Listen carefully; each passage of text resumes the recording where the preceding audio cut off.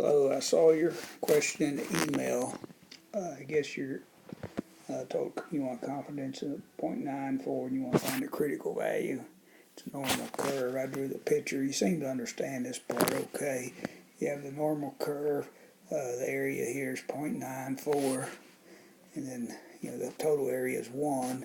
And so 1 minus 0.94 gives you 0.06 for these two tails.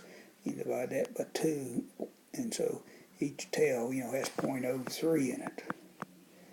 So this tail has 0.03. It'd be the area to the left of this line, and the area to the left of this line would be 1 minus 0.03, 0.97. Would be all this area here. That'd be the 0.94 plus that 0.03. Give you 0.97.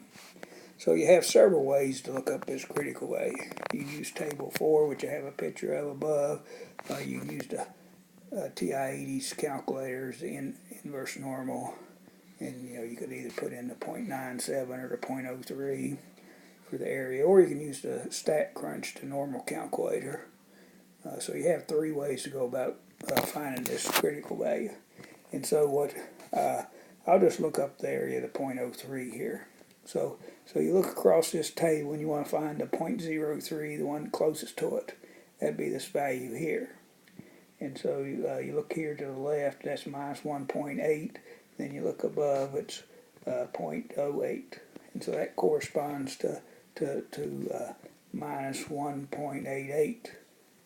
Now what the answer we want to give is this is the value over here. And this is ain't symmetric, and so the final answer is positive 1.88.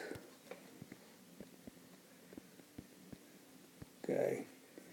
What the minus 0.88 would be for this, and we want the value over here, which is 1.88. Now if I looked up 0.97 in the table, if I looked on the next page, it would give me this value. Values, we just look up this value which corresponds to 0.03 and then change its sign. And similarly over here, if you used a calculator, you could put in the 0.03 or the 0.97. You get the same same magnitude, just a different sign, and you want the positive value. Hope this helps.